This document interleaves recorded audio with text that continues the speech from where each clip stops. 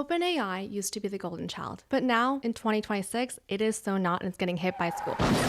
In my days as an ex-finance leader of GE, my actual role was to straight up look at balance sheets and returns. And so I'm gonna do a deep dive of OpenAI and Sam Altman and all this chain that we're seeing, this circular model going on. Let's get started. I'm gonna say the real truth. Sam Altman to me literally has the most punchable face I've ever seen. I didn't believe his story this year, and I also didn't believe his story last year. I bought tons of shares of Google at 180 because I really believed that there was no way that OpenAI is going to have the whole market share given that there was so many other AI companies coming in competition. I'm sitting pretty on 75% gains on Google while everyone else is literally dying. Now let's look at the charts. IGV, we are down close to 32% from highs. This is institutional dumping grounds given the fact the volume is insanely high. It's like 4 times more. And it's also showing, if we pull up, let's just look at Microsoft, also down 29%. Remember the days when you mentioned OpenAI, automatically 10% up, just no questions asked. Now, even like at the India summit this past weekend, Sam Altman and the Indian guy straight up was like awkward fist pump because they didn't even want to talk to one another or like shake hands. Talk about awkward in the room. So everyone's understanding the real life persona like, maybe OpenAI cannot deliver. And I'm gonna give you a little bit of a lesson about this whole OpenAI situation. So to give you a reality check, all right, OpenAI makes $25 to $30 billion, but they're leasing to everyone and basically paying everyone rent money. To Microsoft, to Meta, to NVDA, they're leasing everything and they are struggling to survive. Their profitability status is absolutely none. They're in heavy losses. $14 to $25 billion is their burn rate. However, if you look at Google, it's vertically integrated. Their revenues are $400 billion estimated for 2026. And their infrastructure spend, it's like a bullet in their systems because they make so much money. You're watching this on YouTube. The amount of money they make just from YouTube alone is all the revenues for Netflix. That's how big of a print that they have, which is also the reason why I bought shares of Google because I knew that. Also, Microsoft. They have revenues of $310 billion. Their estimated infrastructure spend, $140 to $160 billion. All these companies are highly profitable and they have Azure AI expansion. Meta, money-making machine, $210 billion estimated infrastructure spend. It's high, but again, still highly profitable.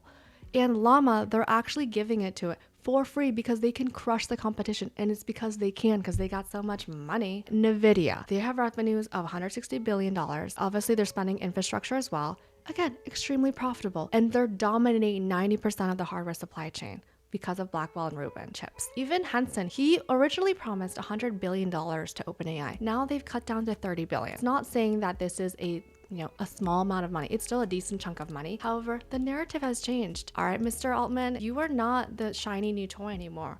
We're really looking at you and be like, I don't really know if I believe you anymore. You're broken.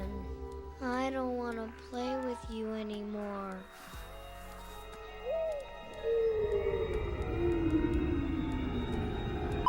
Retail is cheering for the fact that on Friday, the Supreme Court ruled on 6-3 against the tariffs. Now, Wall Street is actually terrified of this. And why? Because the Treasury now potentially owes $180 billion in refunds. And now, even worse, the administration already has a plan B, which is now 15% on the global tariffs. And that's under Section 122. And that hits the tape on Tuesday. This is a massive margin eater for the Blackwell chips. And nobody's pricing in that in yet. We move forward to now the fact that NVIDIA earnings is on Wednesday. There's a lot of things happening. If we're also referencing, XLK has been kind of pinned in this area since October, has not really moved much. We've been in this consolidation pattern for so long. Now, I have been tracking institutions and we're gonna go over it more in detail regarding NVIDIA earnings. Other thing too is if you guys wanna follow more of my analysis, comment masterclass we'll be hosting. We have very limited spots, but we'll be going over that in more detail if you wanna learn more about how we're like institutions. Now, there's a lot of red flags happening, which is the reason why NVIDIA is super important for earnings. And I just want to showcase that this is the opposite if you want to actually survive in the markets and not become exit liquidity. NVIDIA right now, if we're pulling it up on the weekly, it has been pinned since October. It has been in this sideways consolidation and it has not moved much at all. Right now, it's been within this 20% range. And right now, this is what the information is saying that I researched. Earnings is on February 25th after close. The implied move is $16. So about plus or minus 8.7%. What that means for you is that NVIDIA has to move within $16 or else your calls or puts are going to be completely worthless, which is what Wall Street thrives on. Now, the put call ratio is 0.61, which is bullish leaning. Right now, gamma is pinned at 185, which means both calls and puts are expiring worthless. And that is probably where it's going to be, given the fact that Wall Street wants retail to buy calls and puts, knowing that it's going to be worthless and you're going to lose it all. That's what they thrive on. The other narrative that's the most talked about right now is relating to OpenAI. OpenAI used to be the golden girl, right? Now she just looks like a pile of garbage and that ugly stepsister that no one wants to talk about. Some boys take a beautiful girl.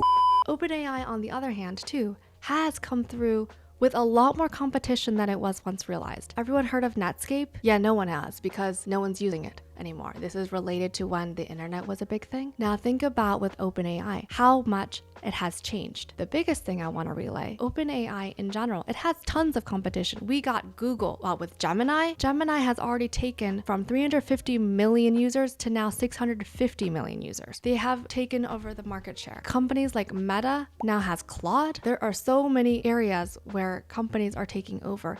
And OpenAI, it used to be top dog, but they are not anymore. If you guys want to understand how we calculate and how we're finding all these trades, as well as understanding institutional order flow, comment masterclass. We have very limited spots, but you can learn more about what we do here. So XLV right now, based on the monthly time frame, this is literally right before market open. It is at all-time highs and it's breaking for a move. This is off the monthly, but if I pull it off the weekly, you can straight up see consolidation ever since November.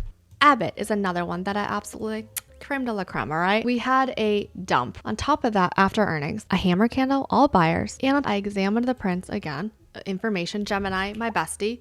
I asked her exactly what was going on, and they're seeing significant institutional accumulation, buying the stock at the new near lows. Institutional buying is majority institutions, aggressive positioning, and insider director Daniel Starts purchased close to $1 million worth of shares. That is institutions right there, which is what we follow.